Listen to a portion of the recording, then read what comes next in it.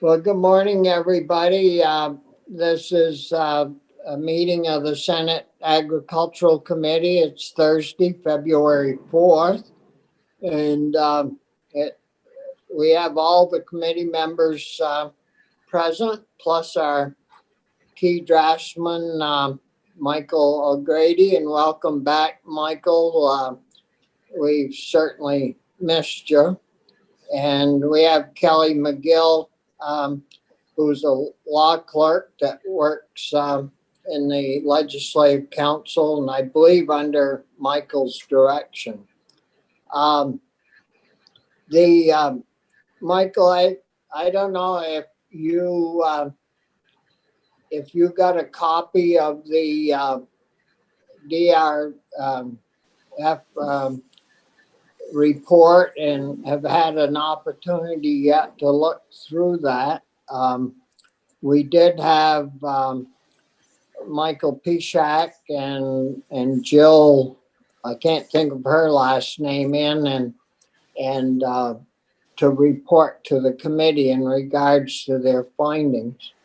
And I don't know if you had the opportunity to look through that, but thought that if you have had, we'd give you a few minutes to give us your thoughts in regards to what you picked up from that. And then we will go on to some other legislative issues that we wanted to talk with you about. Um, so I think, are you going to be able to be with us until 10, Michael? Yes. Yeah. So um, did you have anything to report on the findings of DFR? Well, first, I have reviewed the report, and I think the department, Jill, that's the primary author specifically, I think she did a great job. I think it was a difficult task, and I think they refined it as best as they could. They did offer some viable alternatives, including some of the more legislatively difficult, such as creating a program, a market order like Pennsylvania or Maine. They did talk a little bit about how Maine uses its registration fee and how it provides that assistance depending on the price of milk. And they offered some caution for both the Pennsylvania model and the Maine model, largely about how it might drive up prices for consumers.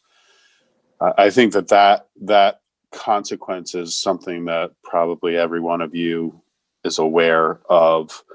If you're going to go and do a state market order, there's probably going to be a consequence on the retail market of some sort. I was intrigued a little bit about their discussion of risk management and the use of those tools. You know, the federal tools have been out there for a while and in a couple of different forms, and they are available, and they were available to farmers prior to the pandemic. It's something that farmers have to make an individual choice about. And sometimes it's about time, because it's something that they have to put on their calendar to do. And if they're seeing price estimates that are $20, $22, it's something that they might not say is worth their time. But then those tools are here or there exactly for the pandemic and situations like this. And then the other discussions are risk management, about hedging strategies and milk price contracts. I thought that was interesting. I'd be intrigued about what Diane and Evie and Dan Smith thought about that and the viability of that for the average farmer. I think that that's something that a large farm probably already does to an extent. And maybe even some of the larger medium farms, but I'd be wondering about the viability of that for a small, medium, or a small farm. And then with regard to the registration fees, something that you looked at a few years ago was how some of the other large states use their licensing fees to create either support programs or price support programs, similar to what Maine does. Wisconsin, Minnesota, Washington, they all have that use of the license fee to a greater extent than Vermont does. Vermont already has a license fee that it used to help support its program, but other states go further. So that's one thing I noticed that wasn't discussed as much as it could have been. But that's not really about pricing. That's about support of the industries. So I could see how that was something that the department chose not to include because of the scope of the study. But I do think the report has given the task force and you as a legislature and the specific committees some options to go forward with. I don't think any of them are easy.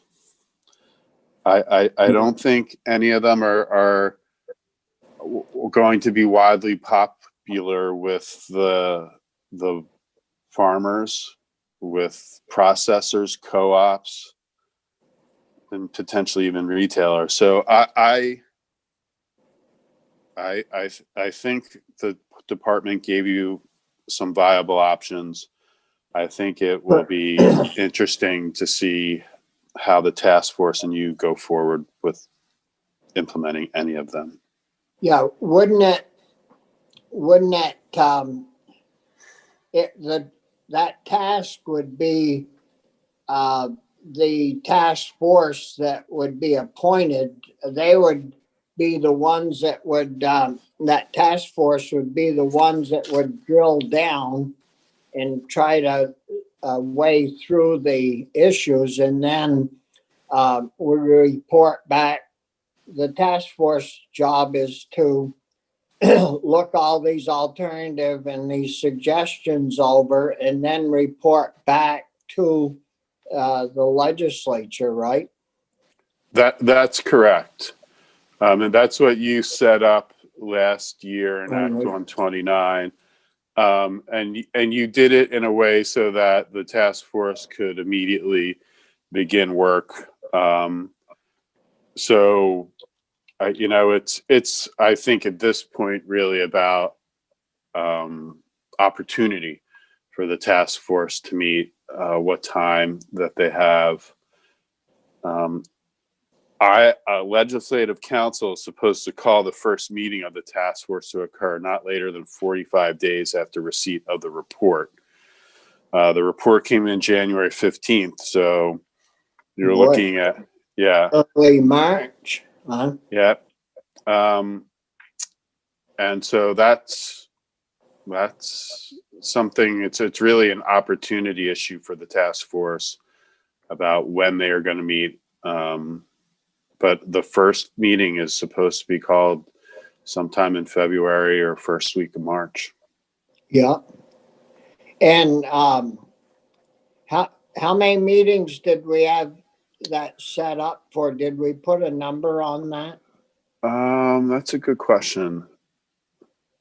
I thought we did, but maybe not.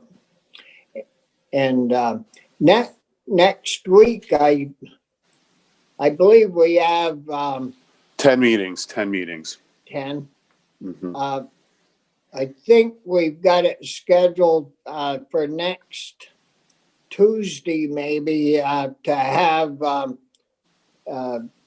Roger Albee and Dan and yourself scheduled in to talk about the report, because they haven't been in to give us their observations of it, and to talk about the task force. And it's going to make a difference on who we ask. Is it the pro tem and the no committee on committees, and the speaker that would put a few of us on, or one or two, but it's the experts that we put on that committee that will make the difference. And I would expect they would ask us to recommend somebody. I'm sure Becca's going to want to hear from us in regards to who we think. Give her 4 or 5 names and have her pick them out for our side. That Yeah, it is the committee on committees and the speaker, and the Act 129 gave them significant discretion in who is going to be on the task force. It just directs them to appoint a joint committee of legislators and other experts to be known as the task force to develop legislation to implement the recommendations of the Commissioner of Financial Regulation. Which is that's pretty consistent with the joint rule authority. The speaker and the committee on committees have that authority under joint rules to create specific study committees, and they have incredible flexibility and authority to do that. And so this is consistent with that, and how you or they would want to do that. I do think you should provide some recommendations. Yeah. I think, I don't want to give any particular names so I don't want to indicate bias, but there are people from the market industry, from the co-ops, from just general farmers, both large and small, and some of the people like, I'll just use a name. Roger Albee is definitely somebody that he's a former Secretary of Agriculture in the state, worked in Washington for years, knows milk pricing, very smart and well respected by both sides, all sides of the aisle. So he'd probably be a person that would be viable.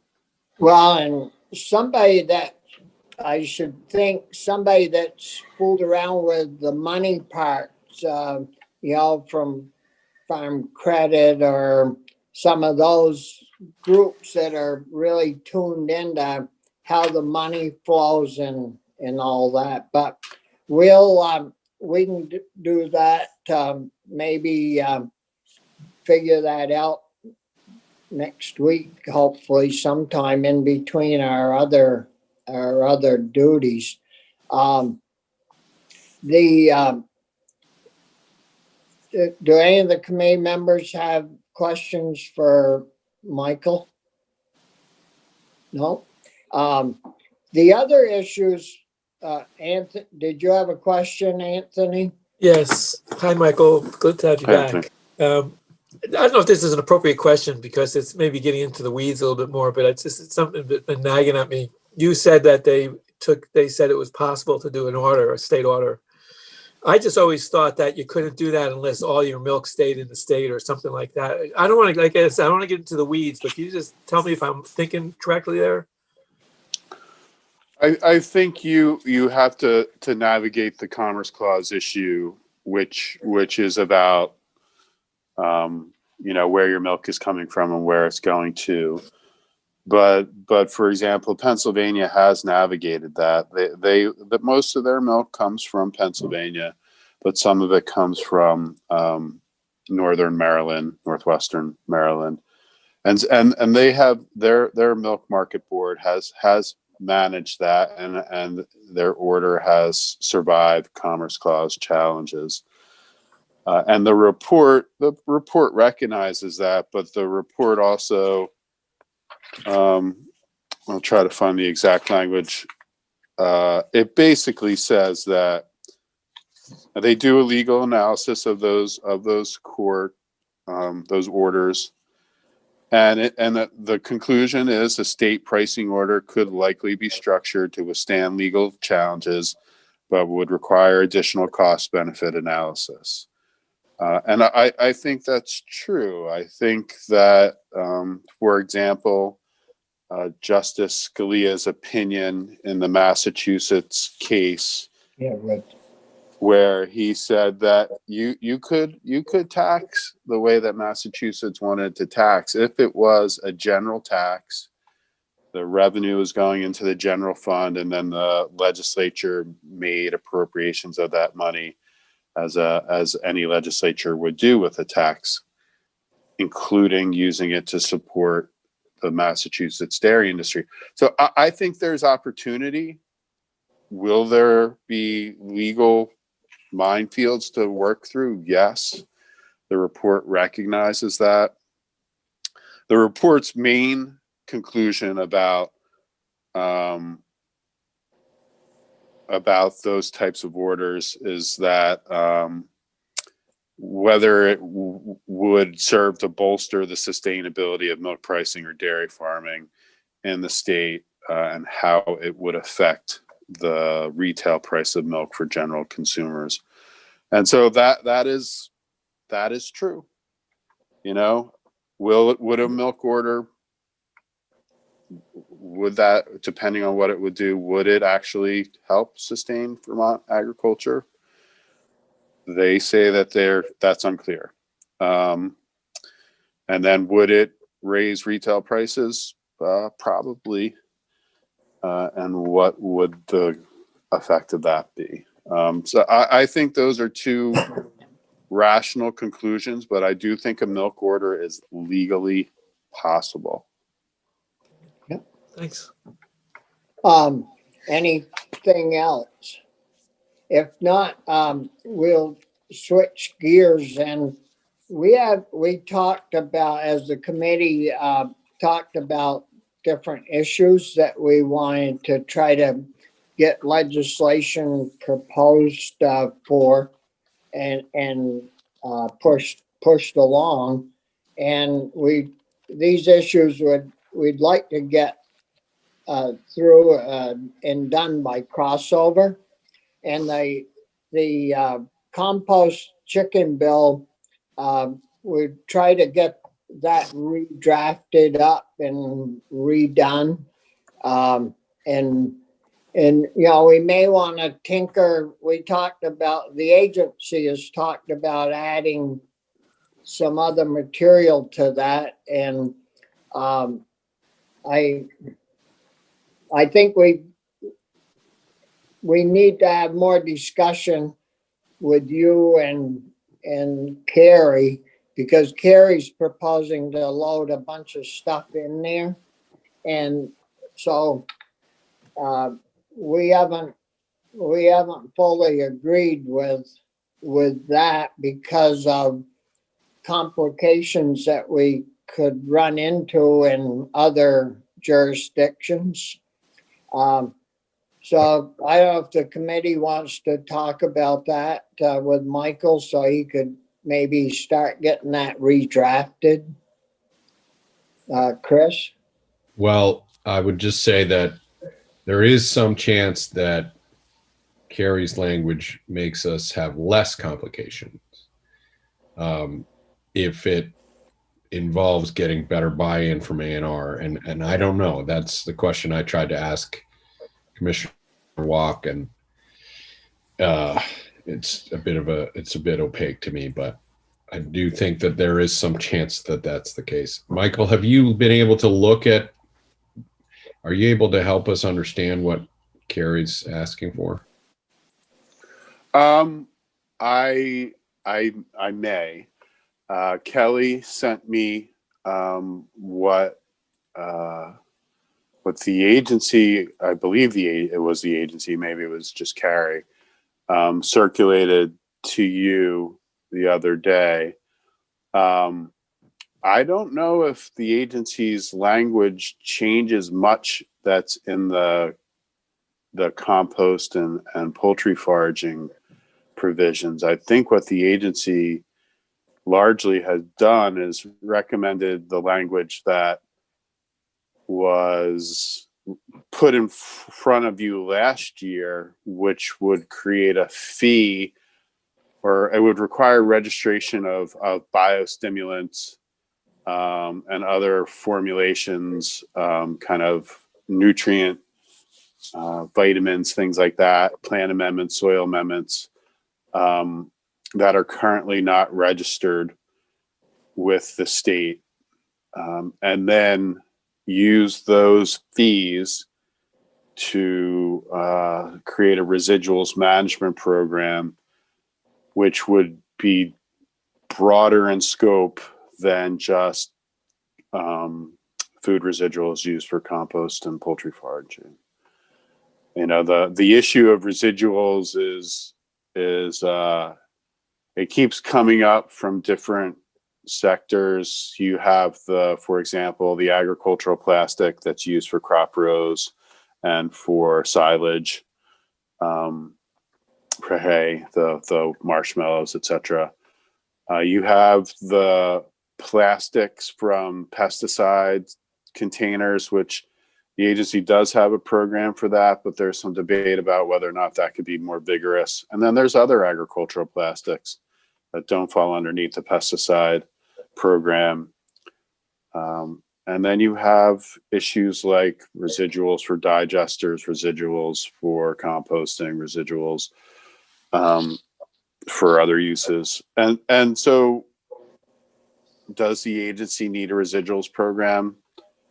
That's really a policy decision, but there seems to be the questions coming up from multiple sectors about that. And so they're recommending to have one. And Chris?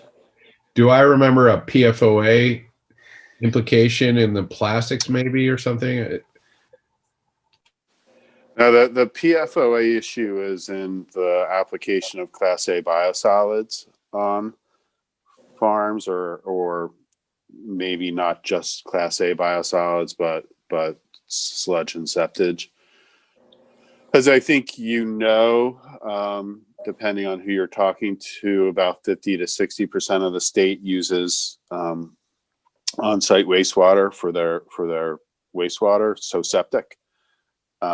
And septic needs to be pumped, and then it needs to be appropriately dealt with. And you can deal with it by running it through a brick and mortar wastewater plant that has capacity, or you can land apply it like manure.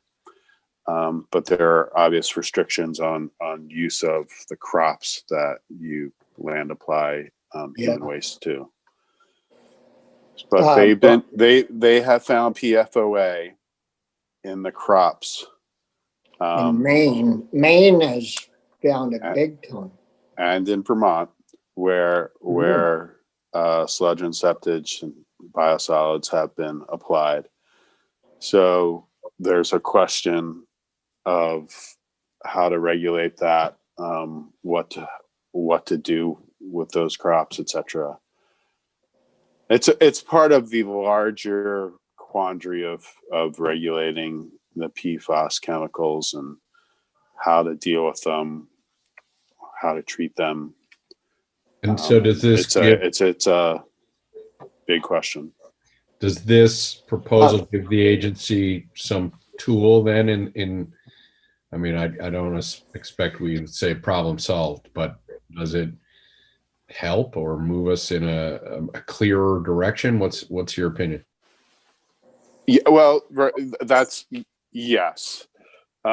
So right now, the application sludge septage biosolids is regulated as under the solid waste rules. One of the conditions of it for application is that it needs to have a nutrient management plan.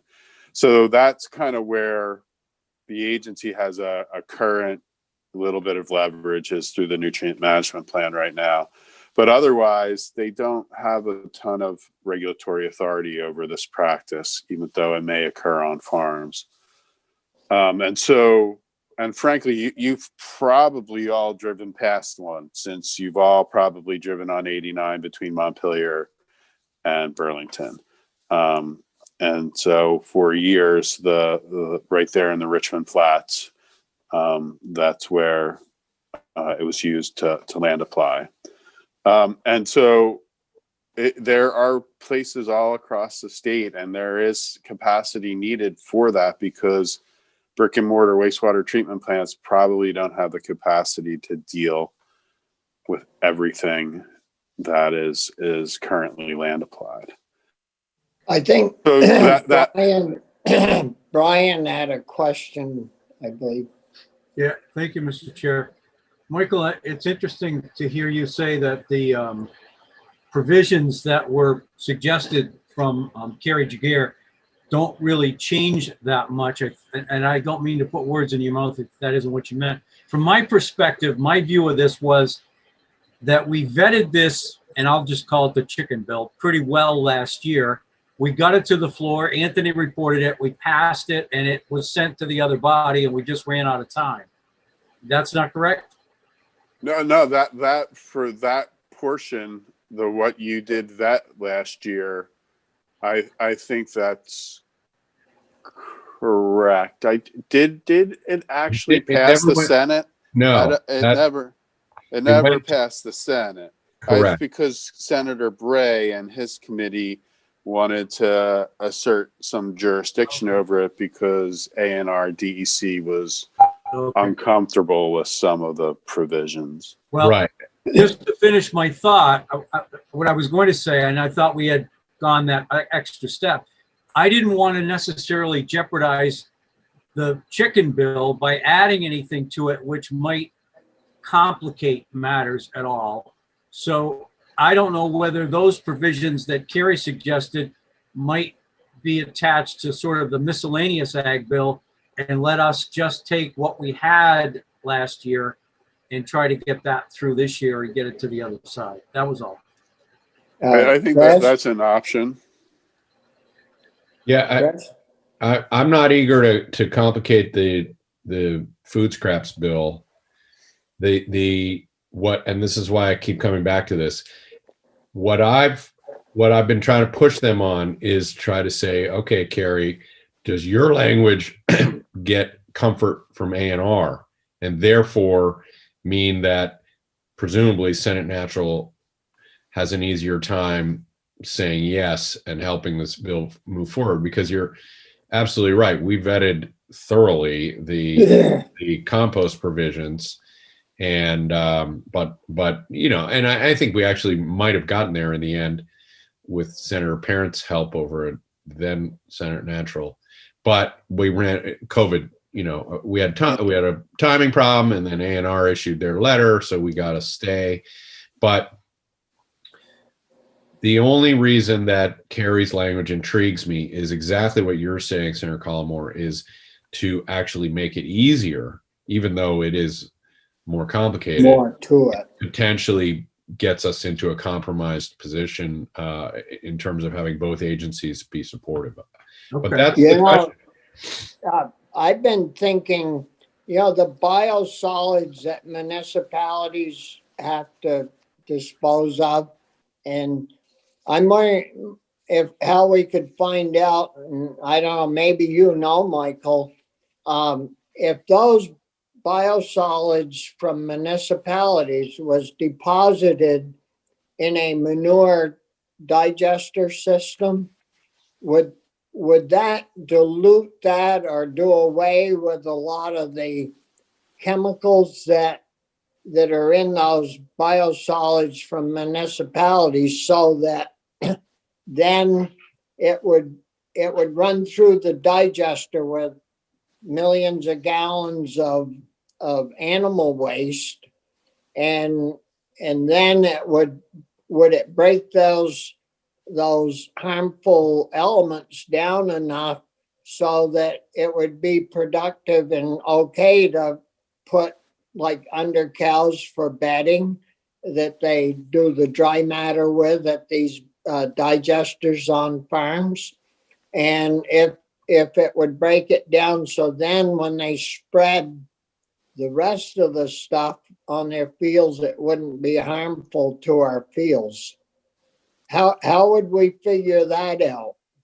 I think you would probably want somebody from A&R's Solid Waste Division to come in and talk to you about it. My concern would be, and I'll just use the Bennington Saint Germain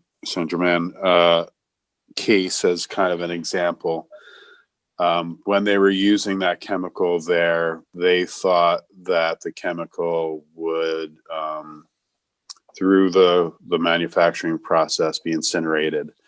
And so in the emissions, it could just be emitted and there would be no health issue.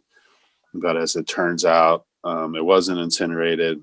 It did depose through air emissions and rain, and did result in contamination. So I think you should probably talk to somebody at A&R about whether, if you're going to put biosolids into a digester, which uses the manure, the biosolids as a fuel for incineration, whether or not you're going to have the same type of issue with deposition of those chemicals through the incineration process. See, if that would work, I mean, we have digesters pretty much all over the state, which, municipalities could transport instead of to fields, transport that to a digester. But so you think A&R would have somebody that could answer that? Yeah, I don't know who it would be in particular. It might be the guy that runs the biosolids program, might be Eamon Tuhig. But you could start with Chuck Schwer, who's the head of the waste division, and see where he directs you. Is that someone you could contact, or? Sure. I I could email Chuck and Eamon and see if they have the ability to talk on that. And does the committee feel okay with that? I mean, we should find out. Chris? To me, there's a question for you, Mr. Chair. If adding some, on-field residuals language brings us both agencies, it seems like a good idea to me. If it doesn't, I would be personally more interested in just pushing the language that we pushed last year. Yeah. Is that the right question? That's where I was coming from, but Brian? And maybe it would make sense to have a joint hearing with Senate Natural once we get those answers in place, so that we don't have to sort of reinvent the wheel and re-explain it twice. And if we got their buy-in on it, it would certainly make the path forward a lot easier. Yeah. So we could check that out. The other issue that we all hear about is that, the marshmallow plastics and all of that. What happens to that, and is it properly disposed of? And we can't even go to the grocery store now, you and I and the rest, and buy our groceries and get them in a little plastic bag to bring home. And then we use those bags for everything around the house that we can possibly use. We can't do that because they're banned. Well, if we don't get a handle on this plastic that we're using on our farms and get that figured out eventually here quick, we'll be told, well, we better ban that. And so Yeah, I hate to get into that discussion on the chicken bill about the others, but I'll tell you, that's an issue that's just dangling out there that's gonna come and get us if we don't get ahead of it. Well, I was asked to look into that by a couple of legislators in the Yeah, over the past few years, and the first thing I would say is I think the agency has done a good job over the past 10 years, I would say, of messaging to farmers their need to appropriately manage the agricultural plastic from hay and silage. Because when they first came out, you must have all seen it. They would like blow in the wind. They'd be out there on the ground, and because the farmer would go out and cut open a marshmallow and for the animals, and it kind of made sense. So the agency has been messaging that the marshmallow plastic, for lack of a better term, should be landfill disposed. Same with the row crop plastic. I looked into what it would take to have a recycling program for that, or whether it could be recycled under current recycling systems in Vermont. The state doesn't have the infrastructure right now to recycle that type of plastic, and it's because of the sand and dirt and other residuals that are on it. It would foul the current recycling infrastructure. There is recycling infrastructure that can deal with this. Basically what it does is it washes the plastic and then chops it up into little pieces for subsequent use. It's just not really available in the Northeast right now. I talked to a guy in Florida that is trying to advocate for its greater use. It is being used in Florida for the row crop plastics, but what they do with the chopped up plastic is they burn it. They use it as fuel. Oh, God. So that's not allowed in Vermont. You can't burn solid waste to that extent in Vermont. And so there are some other uses, but Vermont doesn't have the infrastructure. Vermont doesn't have the same capacity to use the end product of that infrastructure as other states may. So right now it's a difficult scenario, a difficult issue.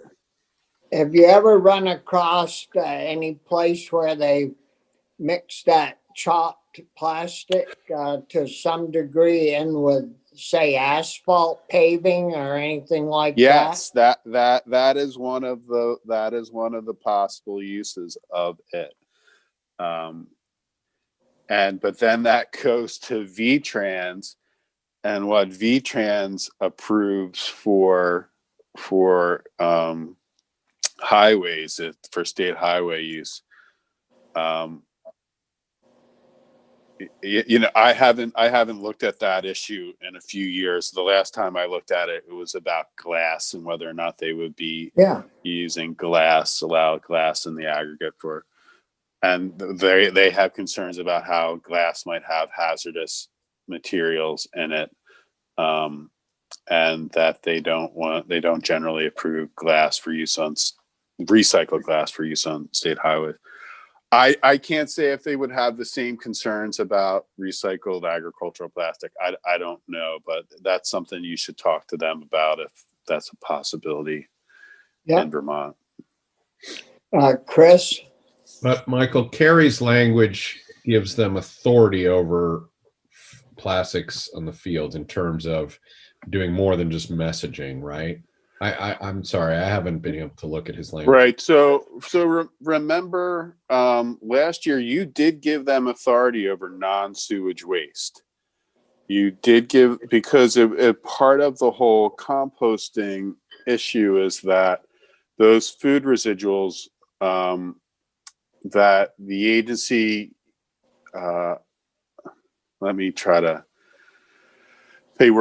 they were once considered solid waste. but now they're not necessarily considered solid waste because they're not solid waste. A&R isn't tracking them anymore. And these are the residuals for like digesters and stuff. So the Agency of Ag wanted to get more information about that non-sewage waste that's used in digesters and such. So you gave them that authority last year. What they still need is greater authority over residuals, the food processing residuals, the agricultural plastics, it's things like that. And that's part of what they want in the bill.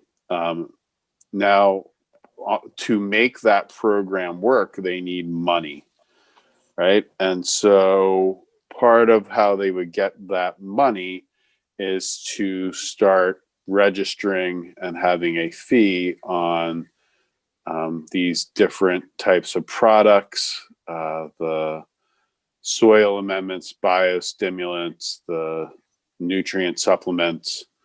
And so that's largely what Carrie's language is doing. It's creating that registration and fee for those different types of substances that are not currently registered. So I don't know how much that would raise. I think the lime and soil amendment would raise about $50,000. I'm not sure how much the nutrients and supplements, feed supplements, would raise. I think they're probably trying to get to at least one or two FTEs, which, I'm not sure how the agency cost out, but that's probably around $200,000. Yeah. So you'll check with A&R, Michael, and see if how that goes. We should have Carrie in. I don't recall if we've got him on the schedule. I would presume that I told Linda to get him on the schedule early next week sometime. Yeah, and Kelly sent me their language. I'm reformatting it and checking it against any changes to the law from last year. I'm about 30 pages into that already. I'll probably have something for you early next week. Yeah. So it'd be reformatted and checked for, currentness. Yeah, and the other two issues, we've got, I think Jim's drafting legislation with Hunger Free Vermont and those three groups of food individuals that deal with food. And so we've got that bill. We want to, once Jim gets done with it, I hope that you have an opportunity to look that over for us, as well as we'll have Jim in, but we want to incorporate three different bills into one bill and move that forward as a food security type bill. And What are the three bills? The local purchasing bill, local purchasing, farm to school, and the universal meals, I believe. And so we want to get those coordinated in a bill so they seem to help each other. Or that's my take of it. And so because you can't, you can't go to the pond fishing every day. When we go out with our bill, we want to cover as much as we can with one push. And So that's our thinking behind incorporating those bills together and making it a real strong and good bill. Chris? Mr. Chair, I would never try to talk you into a more modest proposal, but I would just hope that we could also keep it severable to some degree, because universal meals is, if I recall, about a $20 million price tag, and our local purchasing is about a $2 million price tag. So I do think we should ask for it all. I think it's the right moment, and I think there's a lot of potential for federal funding, but I also wouldn't want to lose it all in one fell swoop if, you know, the converse is true. Yeah. Well, I mean, I think any bill is, yeah, you can divide them up, you know, section by section if you want to. But I think if we have a comprehensive bill that covers a lot of area, and you're going to go usually we never get a choice of everything we like, but if there's two pieces we like and one we kind of hate, you might still vote for the bill. And so I'm hoping that we can make a good run at it and get it done with if we get some federal help. I think it's a good approach. I absolutely think you're on the right track. The other issue, Michael, we're kind of running out of time, is the ecosystems payment type deal that we have talked about in your absence, about trying to put some, and that would help with the reports that we got, like from Pishak and his crew, about helping. And we've heard farmers tell us, well, help us on the cost side with some of these positive things. Is we thought about trying to figure out how we could help with ecosystems improvements and on with farm practices and the carbon credits and things like that. And I don't think we have a bill or anything in regards to that. So I've been doing work on this. There's, well, first, the housekeeping bill from the agency, it asked to extend the ecosystems working group by another year because they're continuing to work and they want to make additional time to make their recommendations. But I've also looked at, there was a federal bill that was circulated over the past 18 months that would have provided a federal tax credit for carbon sequestration activities. And then Pennsylvania runs a program, a tax credit for their ag water quality activities on farms because of the similar type of management practices that have to have been implemented in the Chesapeake Bay watershed. Pennsylvania has given tax credits to its farmers who have implemented those types of practices. Now, the Pennsylvania tax credits, depending on the actual practice, can go up to like 70 to 90% of the expense of the practice. So that obviously has a significant revenue consequence in a state where it's the dairy industry, the farming industry there is pretty robust. You probably would have that same kind of, where do you find the balance, the revenue impact versus the benefit to the farmer? And I think you could do what Pennsylvania does basically, and you could do it for water and you could do it for carbon sequestration. You could give a certain percentage tax credit for the expense that the farmer outlaid for that practice, provided that they don't get to take the tax credit if it was federally funded, for any portion that was federally funded or state funded. But that's a bottom line issue, right? Yeah. That's a bottom line to a farmer.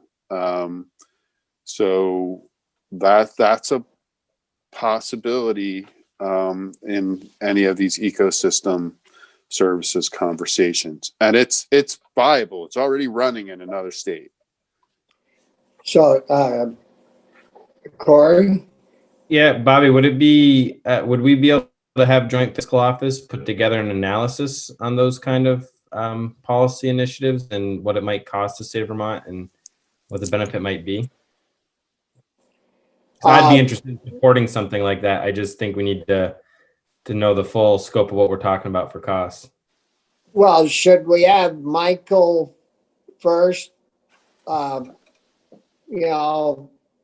get the Pennsylvania law and for us to look at and go through, and then see now, we have a pretty good federal and state matching program up to, I think in some cases, 90%. So that means that farmer would get credits on the other 10%. So we should look at that and have something, wouldn't we, to feed joint fiscal to do a cost analysis on the different percentages that are left that the farmer has to pick up? Do you think, Michael, that is the right way to look at that before we get joint fiscal mixed up in it, or just have them do it anyways?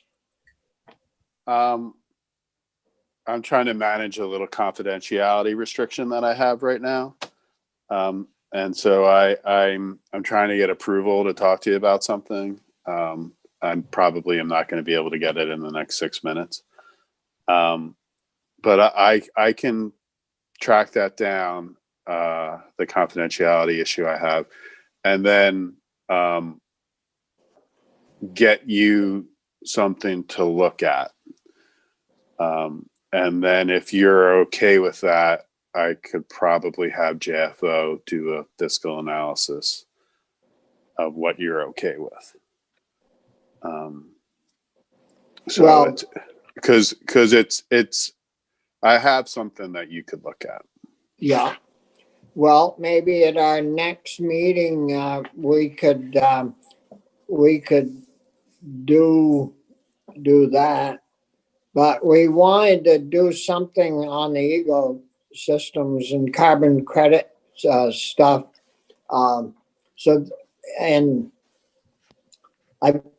There are other issues. We only got another 5 minutes or so with Michael. All right, I just managed my confidentiality issue.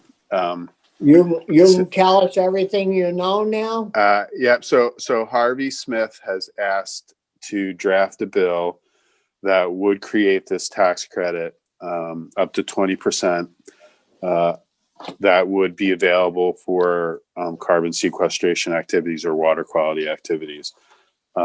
It's fully formed right now. I can provide you with a copy of it. He has not yet introduced it yet because he just got back from the editors, but it'll probably be introduced in the next couple of days.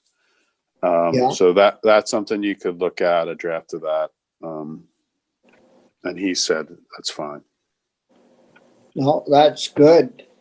Corey?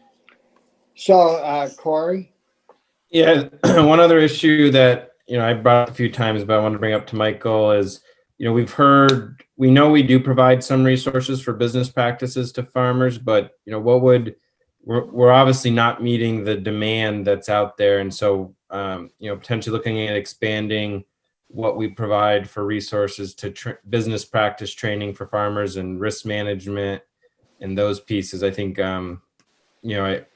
having some language around that to consider as part of a larger bill, I think is something I want to do. Obviously, the rest of the committee has to agree with me, but I've heard it multiple times throughout our testimony so far this year. Yeah, I mean, I think there's a couple of different resources that are out there for farmers, but are they as robust as you want or that farmers need? Probably not. I mean, I think, just using one example, I think VHCB does a great job with the resources that they use for that and providing it to farmers. But it's not always available to farmers at the time when farmers need it, right? And that's kind of the pressure point when the farmer needs it. Is it available? And sometimes VHCB doesn't have the resources, or the resources are allocated elsewhere. That would be a great conversation to have Ella and somebody from the agency come in and try to brainstorm how to best do that. Yeah, Chris? Have we ever asked them about the idea of some kind of an emergency, like have a portion of their program be dedicated to those, oh my God, we gotta liquidate the farm next week moments? Maybe that's an approach, because we're never going to be able to, the folks that use the program that we've heard from swear by it.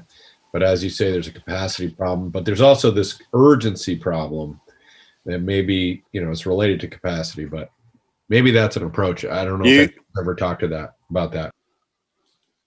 You gave the agency emergency authority a few years ago, but I don't know if it goes to that extent. The issue that came up and why you gave them. I don't mean the agency. I mean Ella and those guys like have one staffer that only is dealing with triage, or some portion of their program. That's what I mean. Yeah, I don't know if I don't remember that conversation, but you kind of have given the agency triage authority for public health hazards and food safety issues, and you might, it's definitely a concept that's out there, that triage is a triage for economic pressures, and how to provide that. I think that should be kind of part of the discussion.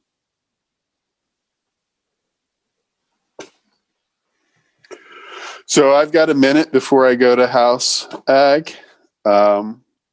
So I think my takeaways, I'm going to talk to Chuck Schwer and Eamon Tuig about the residuals issue and whether or not it can be managed through digesters. I'm going to reformat Carrie's proposal on residuals management and the fees on commercial lime and feed supplements. I am going to also get you Harvey Smith's bill on ecosystem incentives, services incentives, and potentially, once you look at that and approve, have JFO do a fiscal analysis of that. And then I am going to, I don't know if you've asked me to do anything on food. I don't think you actually did. But I am going to I'll reach out to Ella and maybe Abby at the agency about coming up with that concept of how to provide more support, business practice, whether or not it's not an emergency, and then the emergency business practice assistance. Is that everything that you asked? I think we loaded your plate up pretty good. Yeah. But we had a whole month, to figure that out. So it doesn't pay to have you, it doesn't pay you to be gone, Michael. We ganged up on you. We've missed. But anyways, thanks a lot, Michael. And I think we have you coming back maybe next Tuesday. I'm not sure. I haven't got that right in front of me, but thanks a lot, and it's good to have you back, that's for sure.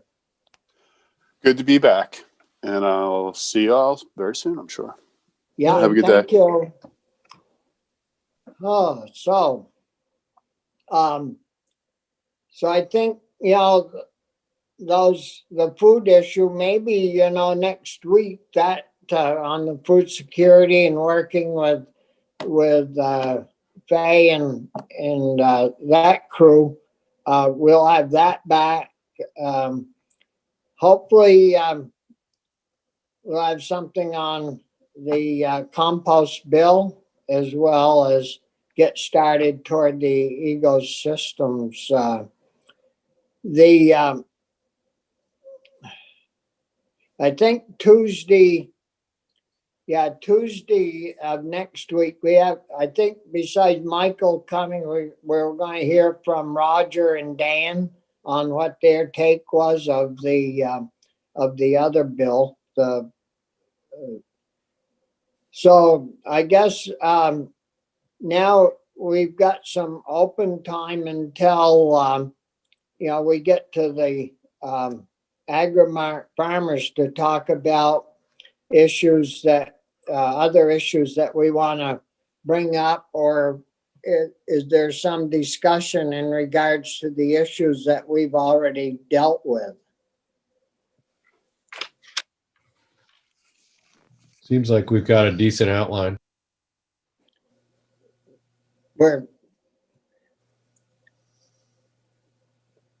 So you shut your mic off, Pearson. So that. Yeah. No, I mean, I think yeah. you've outlined, the work ahead. I look forward to looking at the details. And maybe Michael will have something for your questions, Corey, and when he comes back next week or talks with Ella.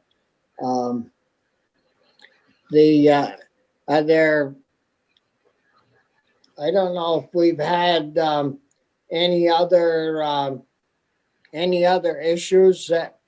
That plastic issues is a big issue. Maybe, I don't know who looks after that at the agency on the educational side of that, but maybe we should have somebody in to talk to us in regards to how that's working out and how it's going. Chris? Well, again, I can't speak to the words, but Carrie continually references the ability to deal with the plastics in the language. Whenever he talks about the language, he's trying to add to our chicken bill. So it'd be good for us to understand exactly what that means, but seems like he shares this as a priority and thinks he has come up with some solution. With a plan. So we should try to get Carrie in to discuss that further. Is that where we should be headed? I think so. And we also mentioned Ryan. Yeah. Not necessarily on this issue, though. Well, his is more on the soil health credits and regenerative ag and good practices and all that.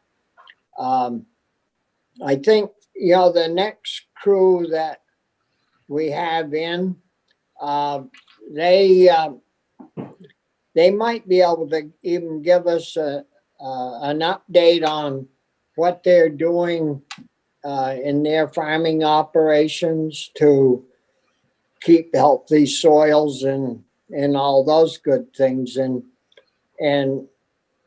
I must say that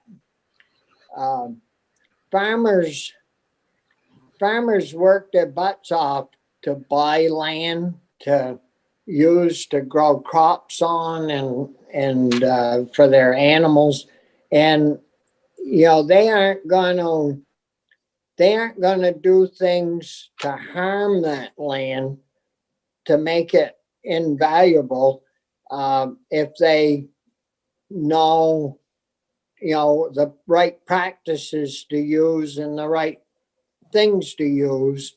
I know that reading that story of that farmer over in Maine that basically lost his milk supply because contaminants in the soil went to the feed that he fed his animals, his cows, and then even their body couldn't sort it out, so it got into their milk, and we don't want to go there. So that, I think that'll be good to have that discussion and make sure that, the agency's monitoring those practices to make sure that doesn't happen here. So we'll have Carrie and Ryan. They're, the A&R folks, I've found them good to work with and very, they have people that are very knowledgeable and as a rule have been very helpful. And I don't know if we get to questions that would involve them, just who we would ask to come in, but if we called Julie or Michael might even know now he's back, we could ask Michael like he's going to do over the rest of the week to get hold of somebody. Yeah, I mean, Peter Walk maybe is, I mean, we got to figure out who tells us yes and then goes to A&R or to Natural Resources and tells them yes, but it seems like Peter Walk may be one of the people. Yeah, he's a good guy to work with, I think, and has really helped that portion of A&R. I think he was a great improvement to the team over there. So we'll possibly have Peter in after we hear from the guys at the ag agency. So that would work. Other issues that you've heard about or heard of that we should be trying to chase down in the near future? Anthony? Well, there was that shelter bill that we talked about a little bit. And then I brought it up with the folks yesterday, and Carolyn said they're going to at least be taking a look at it. But we could hear from some of the farmers who've been bringing that up about their concerns about the shelter bill and its impact on their ability to do grazing and rotational grazing and whatnot. I think what they're looking for is a way to better define when the shelter needs to be available. It implies that you need to have shelter available to protect you from the elements at all times. And what are the elements are sunshine and, rain and whatnot, and as opposed to bad weather, which is what you really need to be sheltered. I mean, that's my way of saying it. They might say it differently, but it's something we might want to keep looking at. Yeah, I think they were looking for a little bit more flexibility in terms of, the hard and fast rule about whether an animal has to come in out of the sun or whether it can kind of find its own relief. Right. And so we've got that one. We also, I don't know how it came to us, but yesterday they sent us that current use bill, which is really just a modest change that I worked with the tax department on. But really I thought that was going to go to finance. but they sent it to us, so we'll deal with that. And I mean, it's a very minor change, just makes common sense. And we'll forward that on down to probably down to finance, where for some reason Ann likes to deal with current use issues because it's in the tax department. So we'll just send that down to them to move forward. I don't know if there's anything else right at the present time to talk about to get on the schedule. Do you guys have anything else that we should discuss right now? We have until I think the other crew's coming on at 11. So if we got 45 minutes or so. Are there any other issues in any of your other committees that are having any effect on what we're doing? Finance isn't thinking of taxing farmers more, are they? For their greenhouse, for their gases that come out of the cows? Just trucking businesses. Well, hell, they may as well take what they want out of the check and just send us the balance. It's almost gotten to that point. No, people, you hear people talk about how bad it is to do business in Vermont and all that stuff, but I've been at it, well, my basically whole adult life and grew up in it before that. And it doesn't matter where you go or who you deal with. If you deal with enough people, you're going to find some bad apples. But I've never found it to be that difficult if you meet them halfway and do a little bit about what the heck you're supposed to be doing in the first place. I talk with people from other states, and they don't always brag about how easy it is. Brian? Thank you, Bobby. I'll just mention, I think we're going to vote on the floor today on the executive order that had to do with 250 stuff. And one of the items in there does have something to do with our committee. It would exempt accessory on-farm businesses like dinners and educational camps and that kind of thing. There's some restrictions that can't exceed a half acre in size and that sort of thing. I don't know how that vote's going to go. I know how it came out of Senate Natural, so I'm guessing that it won't pass muster on our side. But we didn't really, I haven't heard anything this year about on-farm businesses. But I'd like to know how all that worked out, because we did work pretty hard a couple sessions ago on that. And it seemed like it made a lot of sense what we tried to do, but I don't know how it's worked out. I thought, well, we better review it, because I thought we would have had them pretty well exempted out of about everything we could get exempted, or that was a requirement for them.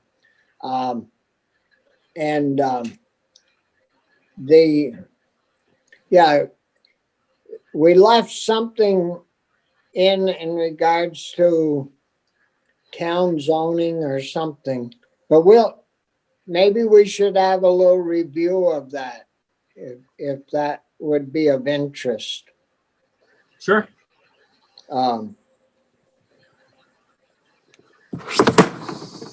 that, that little current use bill, it Yeah. deals with small scale solar. If it's under 1/10 of an acre, which is a pretty small parcel, it shouldn't affect your current use property that it might be sitting on. It could still be in current use without penalties. It's really a pretty simple, and it makes sense that I think it's 1/10 of an acre or something like that. And it's a small parcel, and to have to remove that from the current use program didn't seem like it'd make a whole lot of sense, because you could still pasture sheep or, animals around that. I guess if there isn't anything else, we'll take a little break until 10 of 11 or something like that. We'll get back on, so we'll be ready to go when our guests get with us. Sounds Should good. we just put our stuff up and stay in the? Yeah, I think just block out your mute. And I got a note that one of the other committees Yeah, got into trouble because they didn't have everybody muted or something. yeah, And it happened yesterday. Yeah. so I think it would be wise to, get your mute shut off and your photo. And we'll just keep the Zoom going. We'll call the meeting back to order, and I'll have the committee members introduce themselves if they might. Chris? Good morning, Chris Pearson from Chittenden County. Hi, Anthony Polina, Washington County. Brian Collmore representing Rutland County. And Corey Parent from Franklin County and Alberg. Yeah, and I'm Bobby Starr representing Essex, Orleans County, a little bit of Franklin County, and one town in Lamoille County. It's a pleasure to have you folks representing Agrimart with us today, and so we can learn a little more about how things are going at Agrimart. And it's great to see Margaret. You employed Margaret, so and she's an old friend of the committees. Spend quite a lot of time together, and think that she'll do a good job for you folks representing you. With that, I'd like to turn it over to Margaret, and she can introduce you folks, and we'll hear what you have to say, and then we'll open it up to questions as we move forward. So, good morning, Margaret, and Morning. welcome. Thank you. And thank you all for the opportunity for Agrimark to present to you what we believe will be a very informative morning for you. Well, you'll learn a lot more about Agrimark than you've known in the past. We're going into depth on some of the things that make us quite unique and special, and sets us apart from many of the other co-ops that do business in the United States. And I think this morning we'll start with Marie. Marie Audette's going to talk about Agrimark's B Corporation status. And I'm not sure how many of you know what that means or what that's about, but Marie's going to describe in detail what that's all about, all of the effort that goes into that, and that it's an annual recertification process, et cetera, and what that commitment means. And then Paul Doughton's going to talk about water quality efforts and how Agrimark is working with its farmers on many of the various different, and supporting them on many of the different water quality projects that are going on around the state, including research, et cetera. And then Joanna Lidbach is going to talk about kind of the history of Agrimark and where we've come from and where we are as far as a manufacturing company and a large employer in the state of Vermont. So we'll start with Marie. Good morning. Morning. Yes, it feels like I've been here lately. As a matter of fact, Tuesday, when we were chatting, something that Senator Pearson said, I mean, I think it was such a great point and so relevant to how I think we're all dealing with these massive problems that we're dealing with and trying to combat things like climate change. And he said, how in the past, everything environmental just went to natural resources. Everything had its compartments. And now as a society, he said, we're evolving. And, it's the solutions to these complex problems include all of society. And for us farmers at Agrimark, we've been talking about this word sustainability since in the early 2000s, before it was really the biggest thing everyone else was talking about. And I think the difference for us is definitely because we're so consumer based. I did a quick survey before I talked to you folks in the, early on, because I wanted to make sure all the other farmers in Agrimark feel like I do. And they all emailed back really quick. Oh yeah, we don't consider ourselves commodity farmers. I think we're fiercely proud of our cheese products. We're proud of we're like our own ambassadors. And I think that's what's so unique, because if you go to our Cabot website, you're going to see our farms there. We are the ones that represent our cheese and our farms. It's not a company, it's the farmers. And we started doing that before it was even the popular thing to do. So I think we're really set up well right now to meet the challenges in the future. You talked about food security earlier, and this isn't just about Agrimark, but if in the commentary that I wrote, even I'm surprised sometimes to think, we always think about Vermont as so isolated. We ship 64% of the milk, to local markets outside of Vermont. But really, if you look at New England as a region, we only make 50% of our own dairy. And I think that's another relevant factor, because, dairy provides 19% of our natural nutrients. In addition to all the open land stuff and to the climate issues that we're dealing with, it's still an important player. So I'm just going to talk, like Margaret said, I really am proud of this B Corp thing. And I think most people don't know much about us, that we've been doing this kind of work. And, it's back in 2008 when we started treating sustainability as a full-time job on the Cabot level, on the company level. And we were one of the first dairy co-ops designated a full-time, department, full-time job there. And in 2012, that's when we were certified as a B Corp. And, we were the very first dairy cooperative, the first cheesemaker, and first Vermont dairy business to receive a B Corp certification. And that's a very rigorous third-party validated process and how a business approaches stuff like transparency to our consumers, transparency to our communities, accountability, and management of our social and environmental impacts.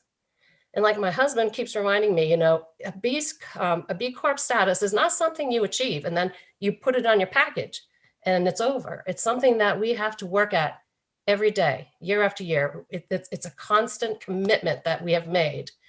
And that filters right down to our farms, because since early on in 2012, we formed a committee of Agrimark farmers to really focus on sustainability and all the things that encompass the natural, the closing the loop on our dairy farms, as well as in our plants. Just to give you an idea, other B Corps in Vermont would be like 7th Generation, King Arthur Baking. And I think there's worldwide, it's a pretty small number. There's only 3,700 companies that have achieved that status, and more trying every day. And I think we'll see that growing. It's a very important program.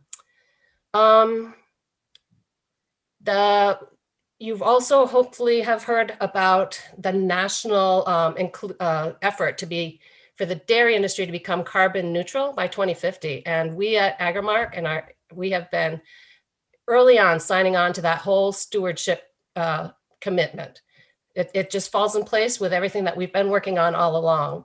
And I was reading an article about, President Biden's, how he wants to use agriculture, in the climate issues. And it's like, geez, we've been on this for a decade. So yeah, I do think that Vermont is unique. And a lot of the Vermont farmers are familiar with this conversation and this work. I think we are ahead of the game.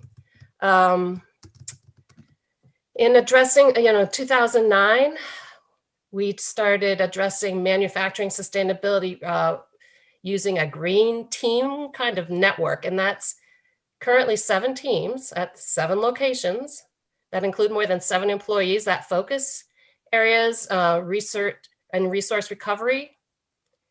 We focus on energy and climate and water management.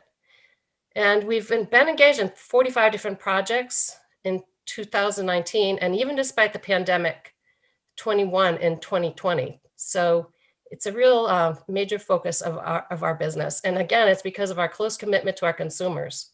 And we've known for a long time, what our consumers want. They're telling us, that they want transparency. They want assurance that our animals are well cared for. And they want to know that we're good stewards of the land that we steward.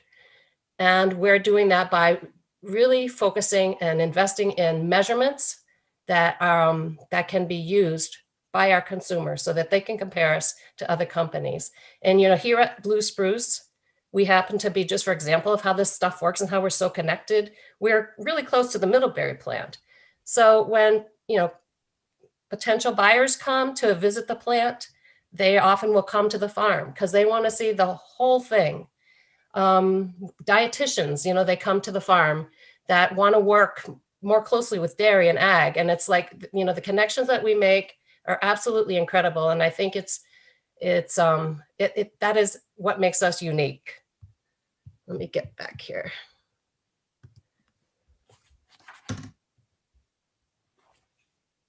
I think that, that's pretty much what I had to cover for now. And then I look forward to the discussion early on. I love hearing what Paul has to say about his farm. It's always very cool. Go ahead, Paul. I don't want to mess things up, but I see Joanna is on. Does she want to go before me so we can have 2 roses before the thorn? You're saying I messed things up, Paul? No, you didn't. I did. Okay, well, I apologize for being a little late this morning, and thank you for having me. No. I guess, sorry. Thanks for being with us. We know you're busy. You're all busy, but thank you for your being with us and your time. My pleasure. So my name is Joanna Lidback. My husband Adam and I have a 70 cow dairy. Actually, I guess I have to say 80 cow dairy now, in Westmore, Vermont, right next to Lake Willoughby and Wheeler Mountain. So we call ourselves the farm at Wheeler Mountain. We have 3 young kids who are learning the joys of taking care of animals and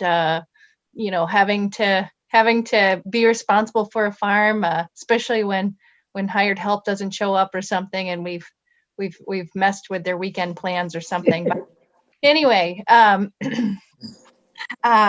am thankful to be here with you. I'm happy to introduce Agrimark and Cabot and explain a little bit about who we are. The Cabot, which we're only about 45 minutes from here in the Northeast Kingdom. Its roots go back about 100 years. And Agrimark farmers merged with Cabot farmers in the early 90s. And forgive me if some of you already know this history. I'll try to be brief. But it was really a marriage of two groups that each had what the other was looking for. Agrimark farmers were looking for a brand in order to diversify and not be so reliant on the commodity market. And Cabot farmers were looking to grow their brand. And so voila, here we are now, almost 30 years later. We've grown from about $1 million in sales in the early 90s to just about $1 billion in sales last year. We have 800 farm families across 6 New England states and New York. I should also mention that I do work for a fellow Cabot member just over the border in Peru, New York, Adirondack Farms. We have 152 members in Vermont. We are a grassroots member-driven cooperative, and that means that members have a say in the activities of Cabot and how we operate. We are governed by 14 elected directors who serve on a board of directors, and 4 of them are in Vermont. Along with Cabot, we have 2 other brands that we market, McAdam Cheese and Agrimark Whey and Dairy Proteins.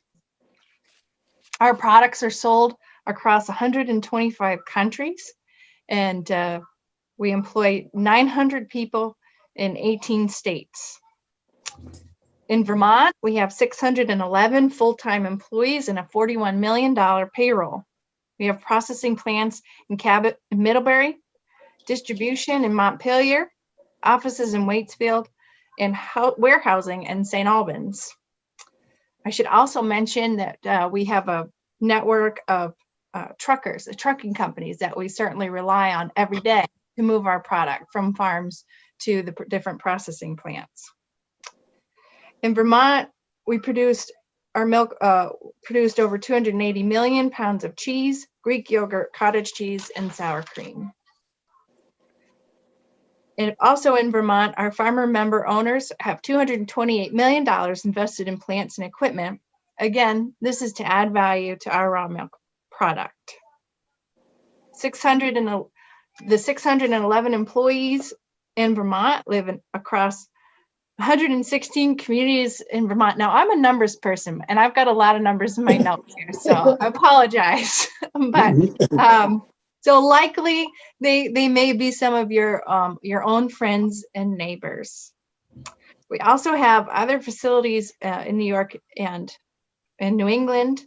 I have a handy dandy chart, which I think, Margaret, you shared this with the folks? Yeah, okay. No. So I'll spare you, but just to pull out a few details, I'm originally from Massachusetts. I guess you call me a flatlander up here in Vermont, but my mom was actually raised in West Springfield, and Agrimark has a powder plant down there that we've recently added on to. We have offices in Andover, Massachusetts, and another processing plant in Chateaugay, New York. What else can I tell you? Just some other interesting notes as far as production goes. And I think at some point it would be cool to take the per capita consumption of dairy and put this on a person basis, a per person basis, as far as what we're producing and what we're making. But in 2020, we had 3.25 billion pounds of milk go through our plants. In Cabot alone, that made 36 million pounds of cheese and 34 million pounds of cultured product. In Middlebury, it made 72 million pounds of cheese and 50 million pounds of whey powder.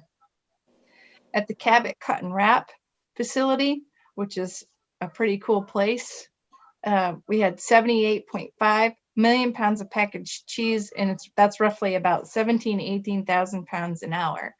And I'm just going to add a plug that I'm, as a farmer, going through the pandemic last year and taking care of my cows who had no idea that anything was different, that there's a pandemic going on. I'm super proud of the people who showed up every day to make sure that my milk was made into the products that we're so proud of as well.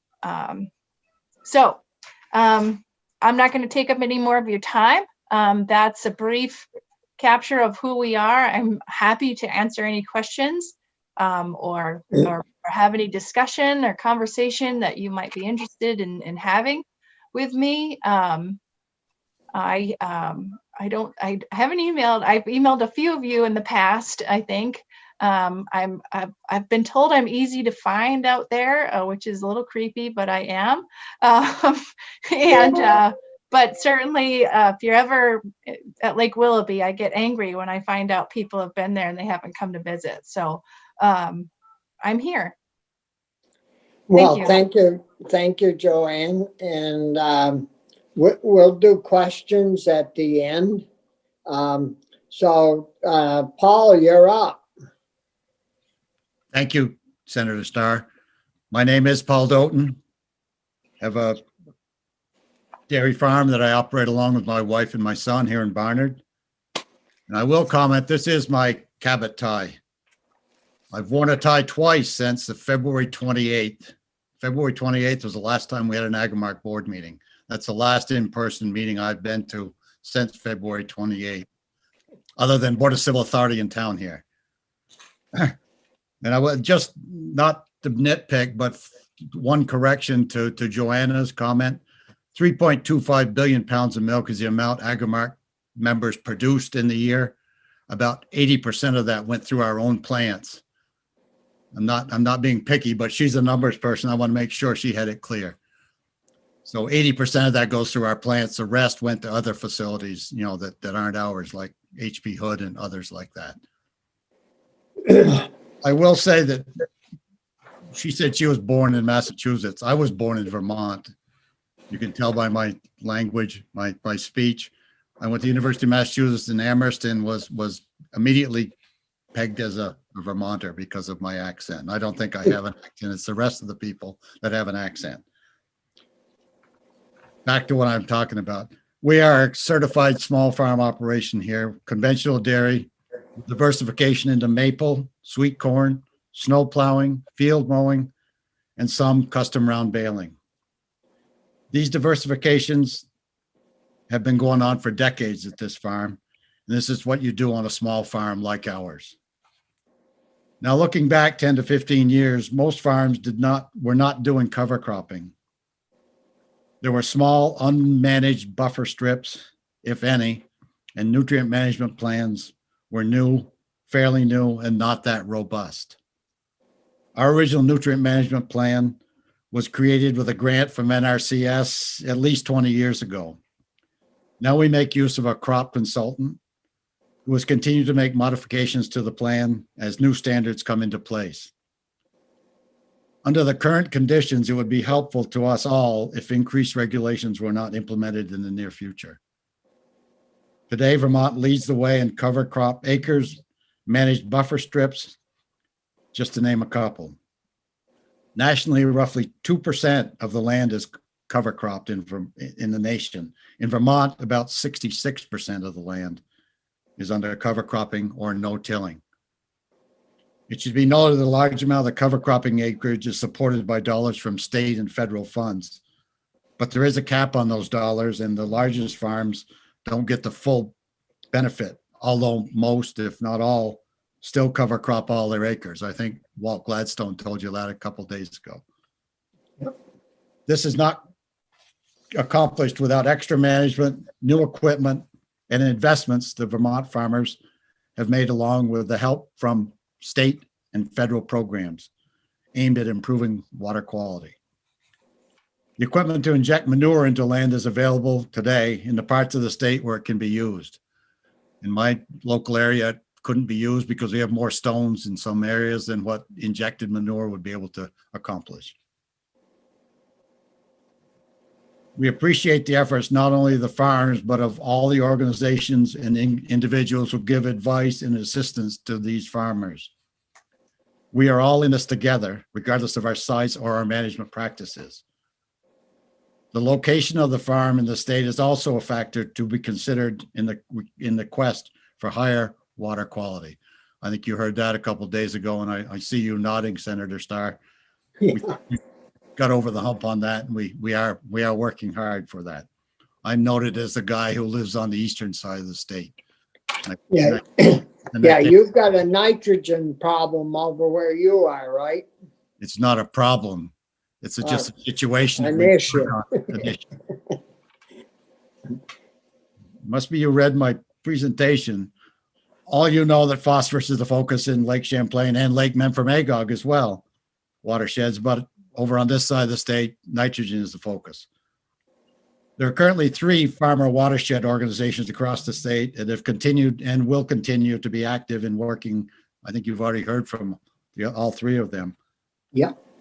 And as a matter of fact, there was a joint meeting of those groups on January 27th, and we were very pleased with the outcome of that and the fact that we had 115 people on that Zoom. And it shows that these groups are working together. The part agriculture plays in climate change mitigation cannot be overlooked. I think Marie brought that up. Dramatic increases in rainfall can cause soil erosion and loss of nutrients held within the soil, including phosphorus and nitrogen, which can't travel downstream. By increasing the organic matter in soil by 1%, an additional 20,000 gallons of water can be retained in an acre of land. That's a lot of water. Just 1%.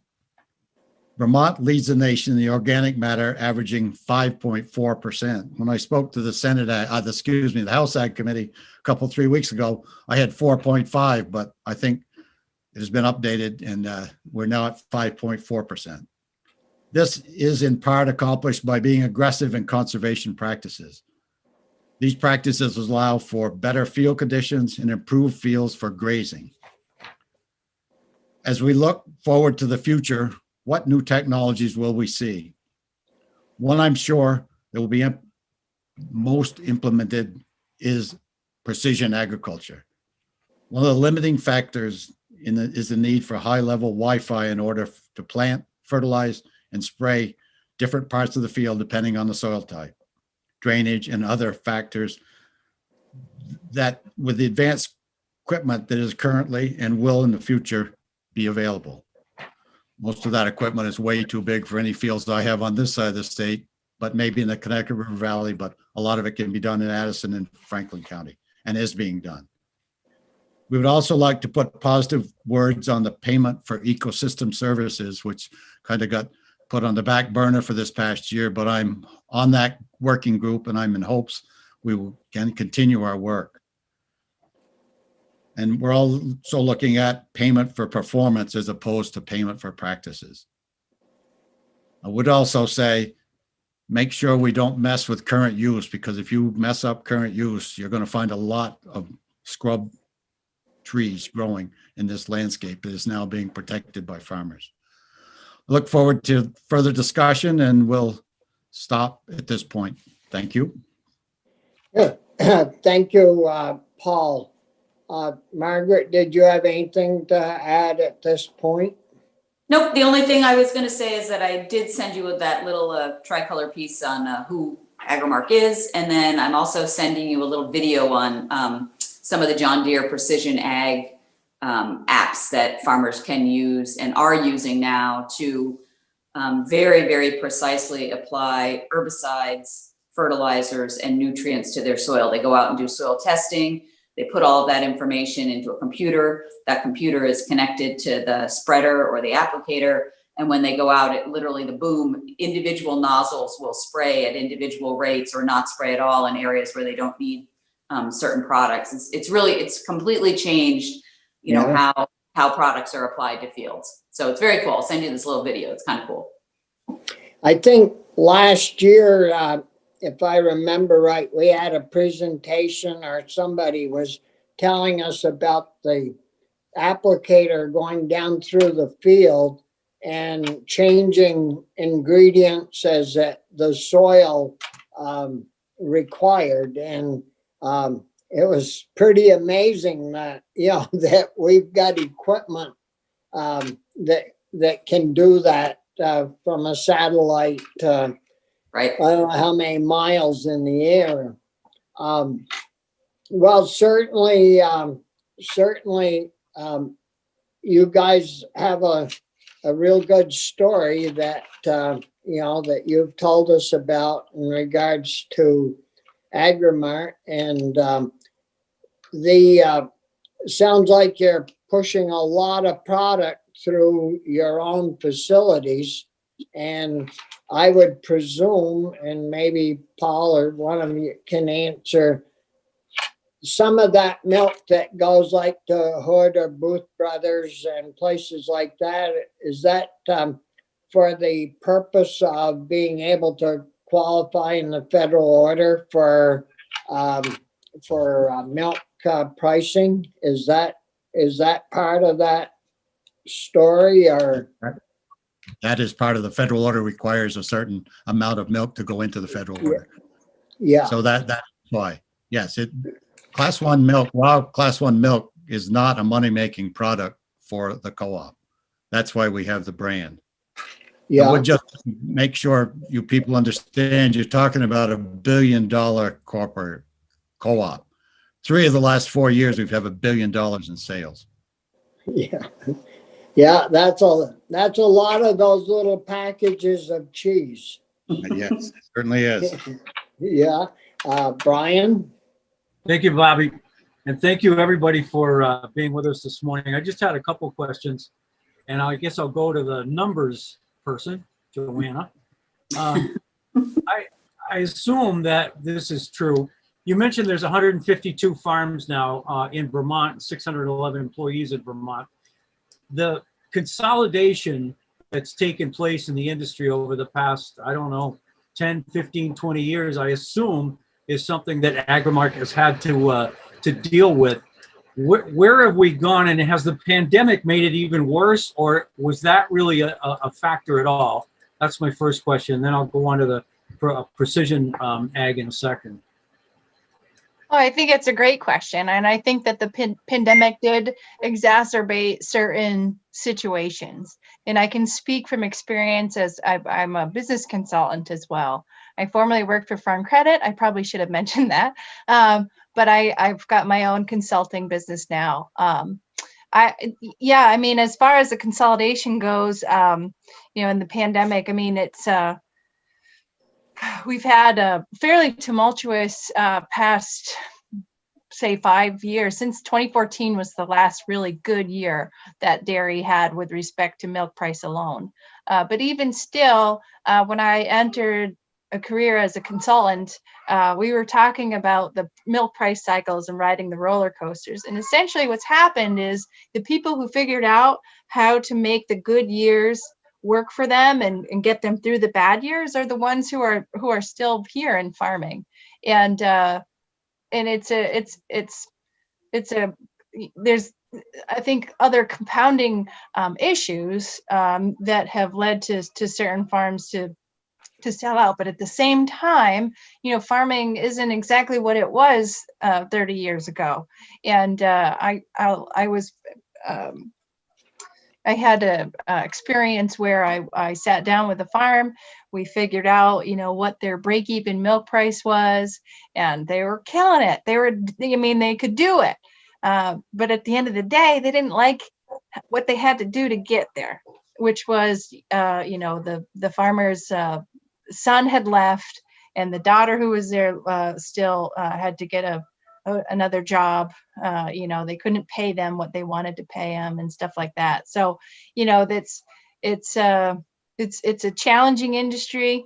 There are ways to figure out how to make things work. I mean, obviously, we have a small dairy, relatively speaking. We've been able to buy our farm from the previous generation, but I have to have an off-farm job in order to do that. So that answered. Yeah, that's great. My other question had to do with something Paul brought up, but I know Marie knows about it too, and I'm sure Margaret too. One of the things that's become very clear in the state, and not just with ag, but with education and all kinds of business enterprises, is our broadband issue. We don't have consistent, reliable, high-tech broadband throughout the whole state. So I'm curious, when you're talking about precision agriculture, where in Vermont are our biggest challenges in terms of people not being able to take advantage of that technology because of the broadband issue? Is it on the west part of the state? Is the east in better shape, or the north or the south? I'm just sort of, and I don't mean specifically what towns, but just sort of general areas. Where do we need really a lot of help with broadband? So most of this precision ag is actually a satellite link. So it's not so much a broadband issue. So it could be cell service, could be helpful if the satellite link is not there. But it's not so much a broadband issue. But the broadband issue, even though it might not come up so much in precision ag, every single farm, most of their records and a lot of how they run their farm is all on computers. So having high-speed internet connections, you know, several Vermont farms run on robots. Those robots are sending signals to your cell phone, telling you that Joe Blow cow wasn't doing well, or that XY machine needs, you know, a new part or something. And so that's where the broadband, and it's kind of a combination of broadband, cell service, and satellite coverage. And satellite coverage in Vermont can be a little spotty. But it's kind of a combination of all of those things that are needed. But are there particular areas of the state where, and your other work, Margaret, with your EMS stuff, I know in Western Rutland County, we have towns that just don't have cell service. And so when someone calls 911, it takes a circuit, all kinds of routes to get to where it needs to be and then back again. We have parts of our EMS district where we cannot, even on the radio, get in touch with Copley Hospital or whatever hospital we are transporting the patient to. There are long stretches, sometimes up to 20 minutes, where we have no connection between the ambulance and the place we're going. Or if we all of a sudden needed a paramedic instead of whatever level EMS we had in the back of the truck. So it is a huge problem. And I would say that Bobby knows is great in a couple of areas. I live in Derby, right on 105. I have Comcast right to my house. My son lives in Woodbury. He lives right on Route 14. He has nothing. He has no cell service. He idiot didn't think about building a long driveway before he realized how expensive it would be. Can't even get a telephone service in there for less than like $6,000 or something. And so he has nothing, and he's a lineman for GMP. And so he has to wear a pager all the time, you know, and he has terrible coverage. We still have those, huh? Yeah, I think he's the only one.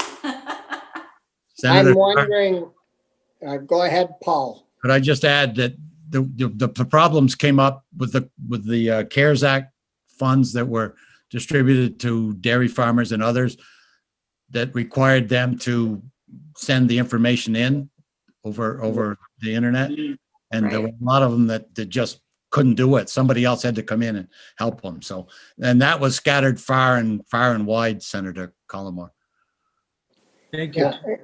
And I don't know if Starlink is going to come along and help with some of that satellite stuff in the near future or not. I'm not on the committee that deals with that.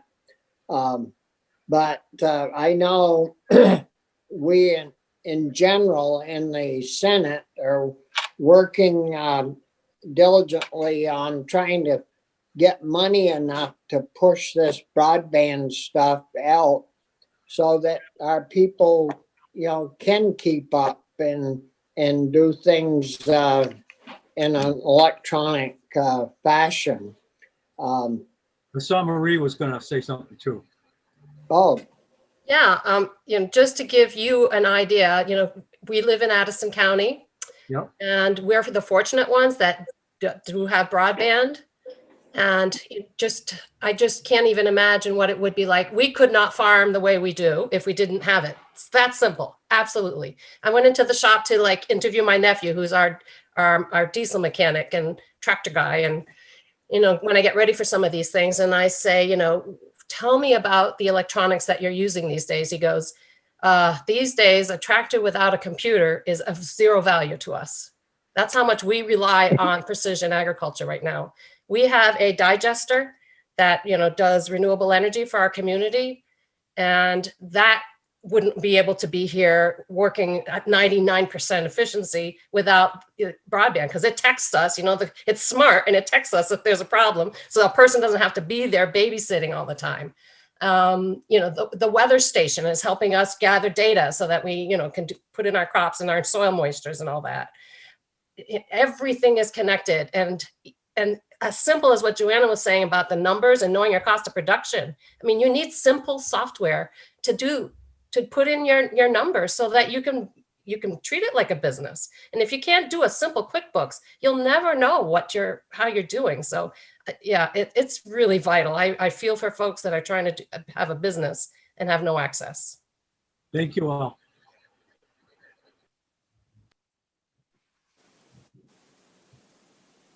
Oh, you're muted, Bobby. Yeah, there we go.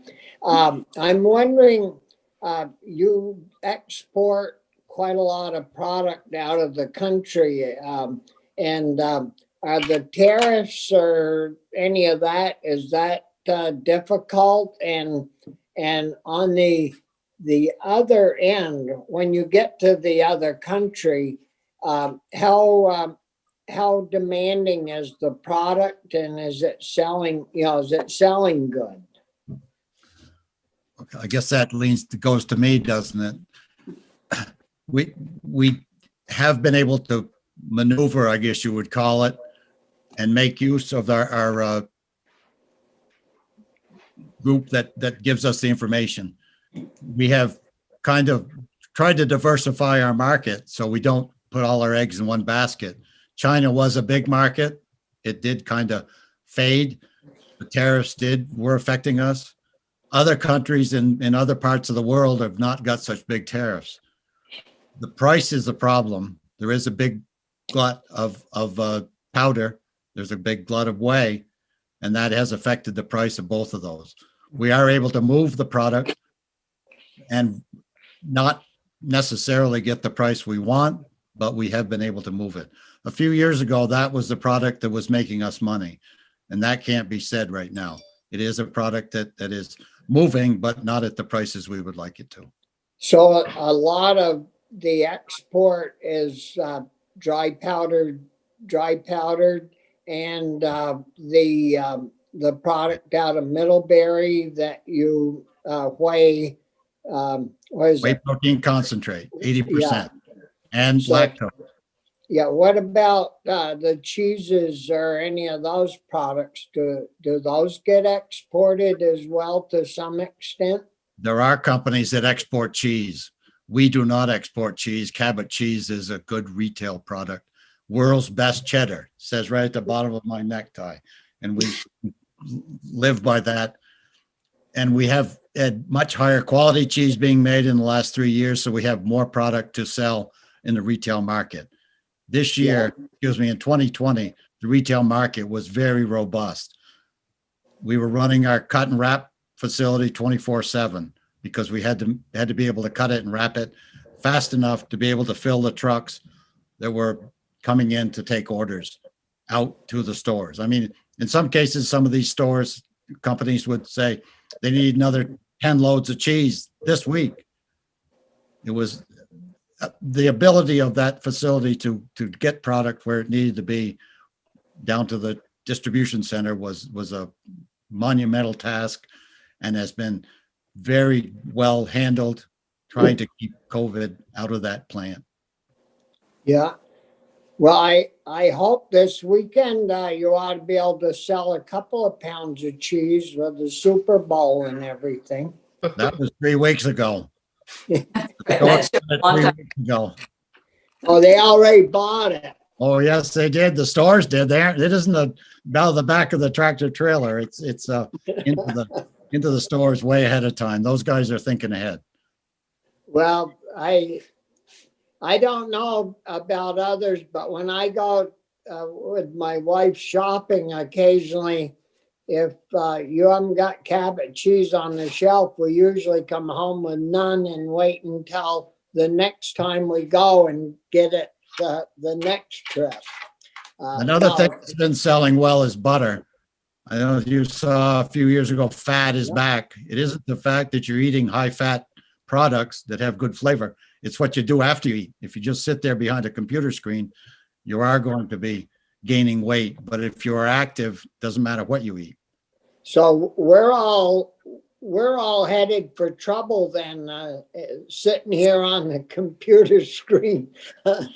about 7, 8 hours a day. That, There's another 16 hours in the day, Senator Starr. well, yeah, the older you get, I think you sleep a little more. So you got to count, at least 6 or 8 there in sleeping, where it used to be 4 to 6. But anyway, So, Bobby, I don't know, Senator Starr, whether you all have heard from Professor Kraft from UVM. She's done tremendous research on the value of dairy fats and type 2 diabetes, that you can control or eliminate type 2 diabetes simply by adding full fat dairy products to your diet.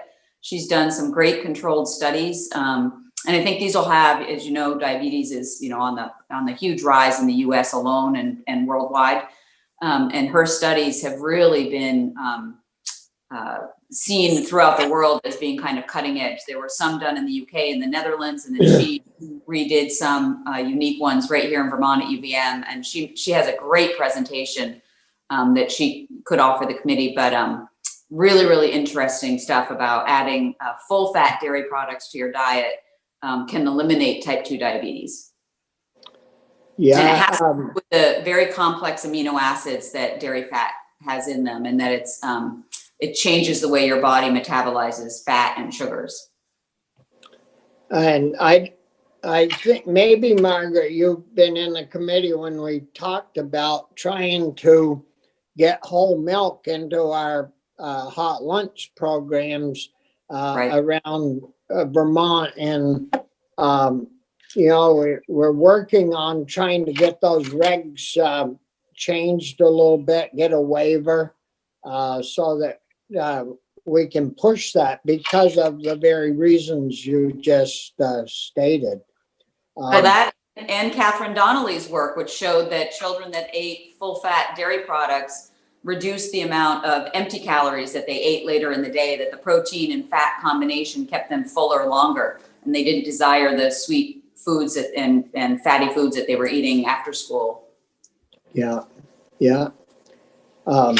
Joanna, what about the, in Vermont, we, as far as we can tell or been told, we've lost about 50 small farms or 50 farms because I think one was at least a medium-sized farm.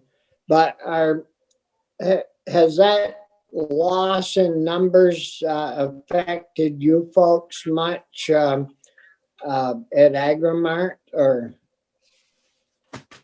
I can tell you very personally the way that it's affected us here is as a dairy farmer, you tend to develop a relationship with the milk hauler, the milk truck driver, the guy who shows up every other day, and in my area, so as you can imagine, being nestled between beautiful Wheeler Mountain and Lake Willoughby.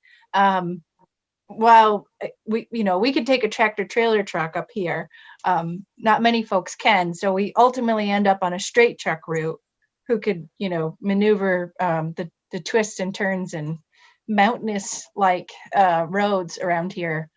And in any case, he just decided he had lost a few farms and he had lost a few too many farms, and he was one independent hauler. He had one truck, one employee who drove relief for him, and he decided to call it quits because he had just lost too many farms. So luckily, with our strong network of haulers, we were able to get on another route. But so that that was sad by all means, and and he's moved on to something different. But that's how it's affected us quite personally. But I I was talking to a fellow Agrimark farmer the other day who's nearby, and we were just saying that we just wish that we saw more dairy. We appreciate the farms that are here and that are left. And he and I both actually, we were at the same college and graduated the same year, and he's super quiet, and I didn't even know him back then. And not a huge school, but anyway, and we landed one town away from each other. But we're here, and we've figured out how to make it work. And we just wish that we could help others, which is what I try to do with my consulting.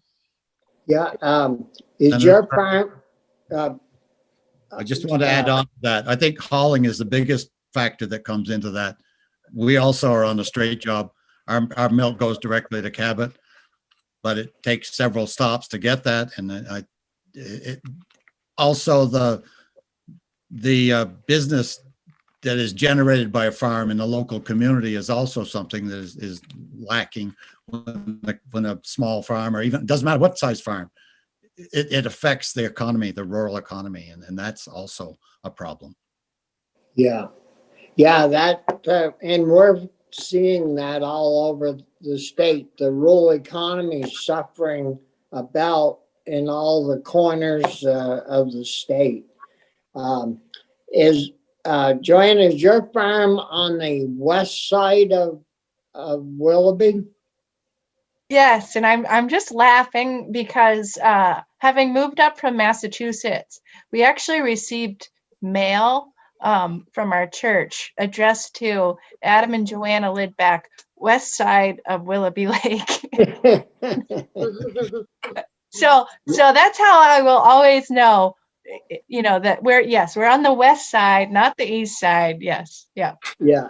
Well, years ago, when I first got into the trucking business, my job was delivering, setting up a limestone and fertilizer delivery system for our family.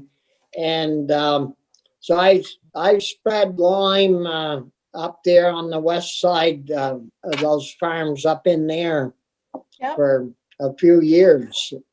Yeah, good farms up there. Yeah. Other questions for our panel? No, everybody's pretty quiet. But that was an excellent presentation. Is there anything?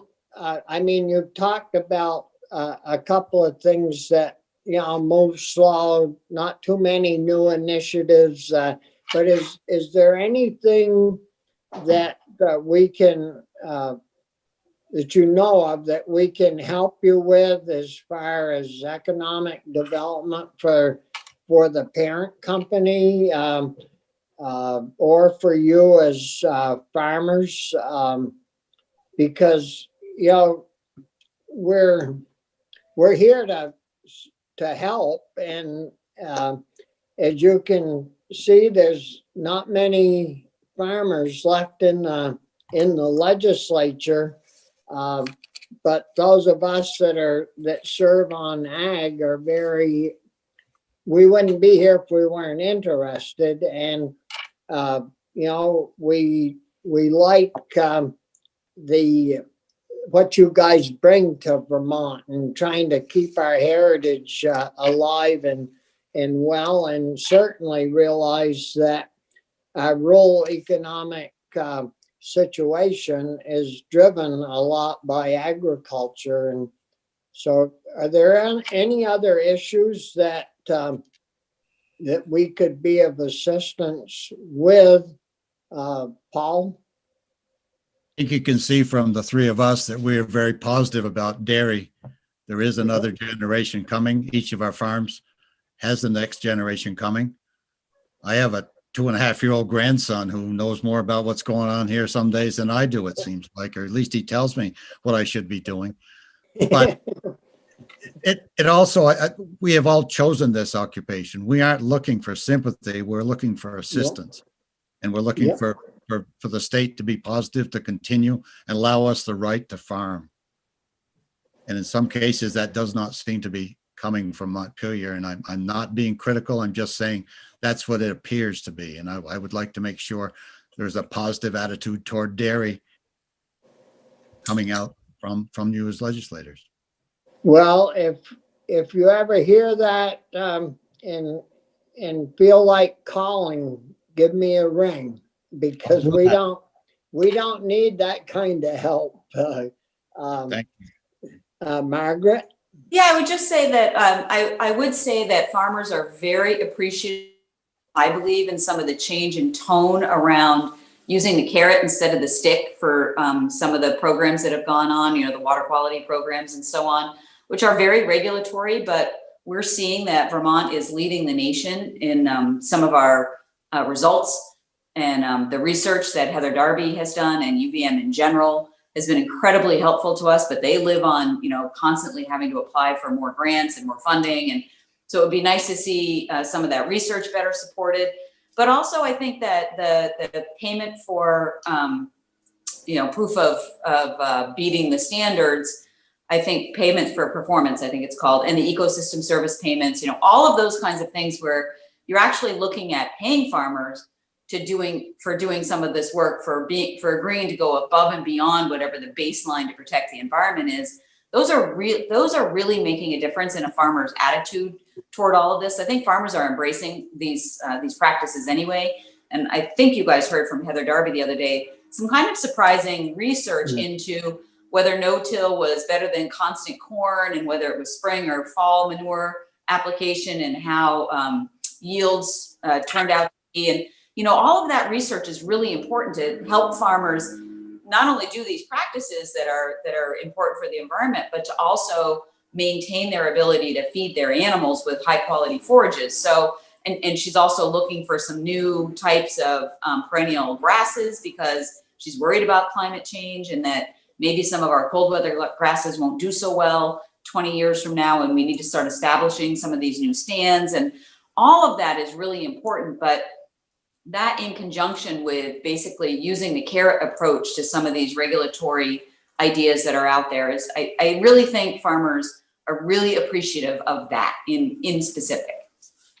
Yeah, well, that, and it doesn't take a farmer to know this, but most of them do, that you catch more flies with honey than you do with vinegar.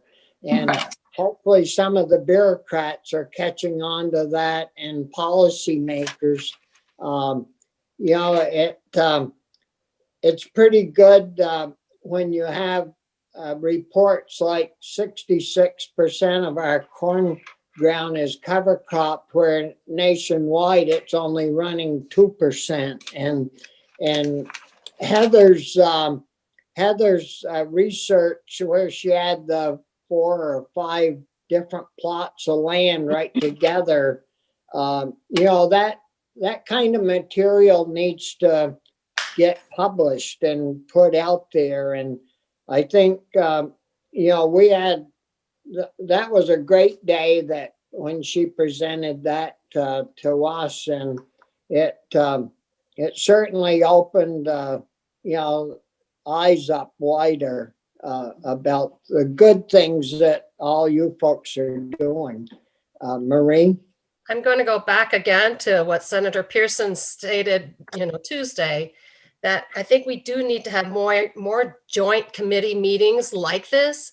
Because right here, I kind of think now that we're preaching to the choir. You guys have been with us, right? You've been helping us. You understand what we're going through. But, the things that we touched on today, they affect our value to society way beyond just what we do on our farms, right? Yeah. Where we should be in front of, the technology folks and the economic development folks and markets, the markets that we're bringing, the new consumers that we're bringing into the Vermont. And, there's so much more to us than just making milk. And so maybe that's something we should organize again. We did it once.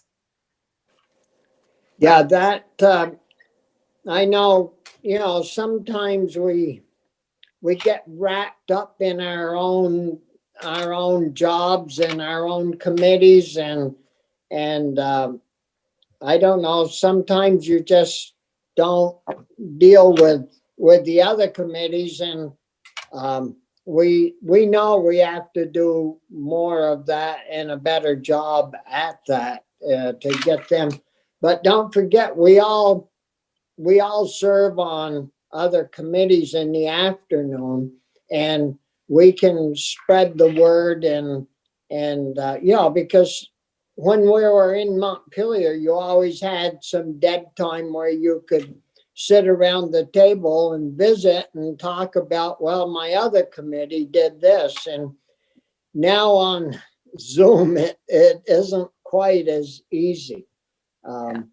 We are But, scheduled to go before the House and Senate Economic Development Committees this year, and that's part of Agrimark's push, is to get in front of more committees just for exactly the reasons that Marie said. And I haven't reached out to the Natural Resources Committee, but those would be the next two stops after we get through economic development. yeah, I think that's a real positive place to go. And, they were great during when we were putting the recovery money together and who's going to get how much. They were, because we looked after ag, but they were very supportive of what we did as an ag committee and moved forward with.